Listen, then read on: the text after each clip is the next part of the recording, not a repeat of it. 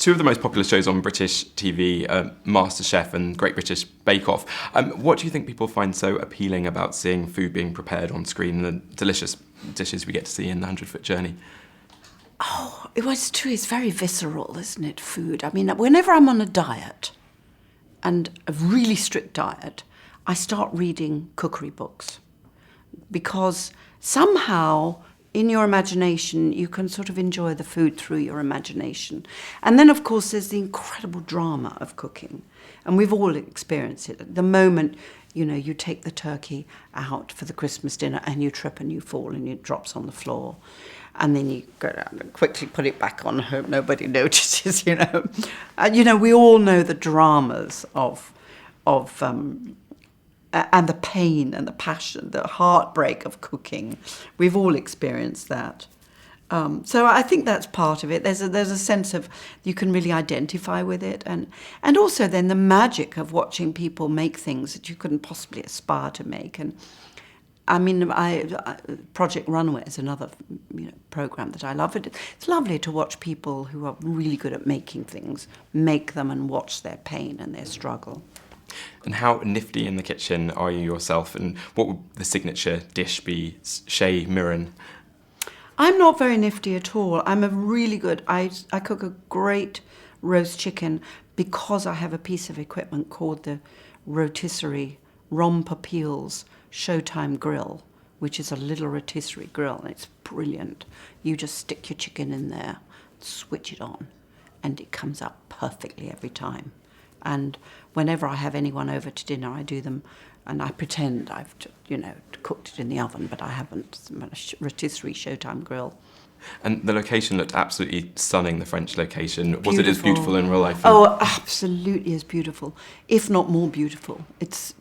I've never been, I'm a big Francophile, and I've been to quite a lot of parts of France. I'd never been here before. It's incredibly beautiful. Really, I hope people discover it through this movie. And if we just can talk a bit about your character, Madame Mallory, what does she make of this Indian restaurant that opens up opposite her rather posh French restaurant? Oh, horror! Oh, quelle horreur! C'est quelque chose de terrible, c'est affreux. It's awful. But I can kind of understand her point of view. You're the reigning queen of this village in terms of the restaurants.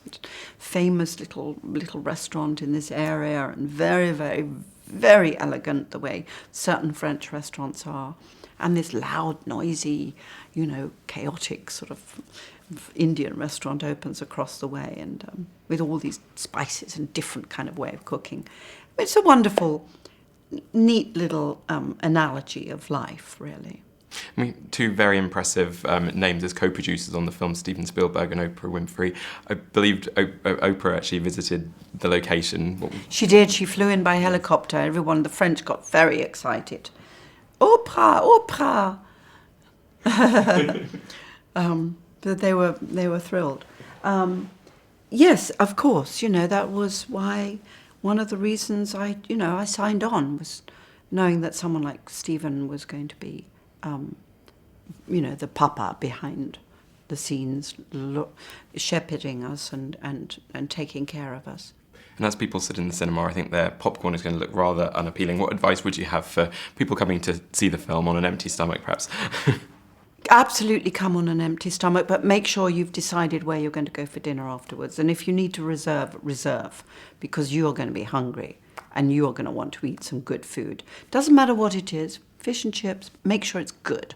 Go out for a good meal after this film, because this film celebrates good food. It doesn't have to be grand food at all. It just celebrates good food. Dame Helen Mirren, thanks very much. Thank you. That's great. Thank you. Thank you.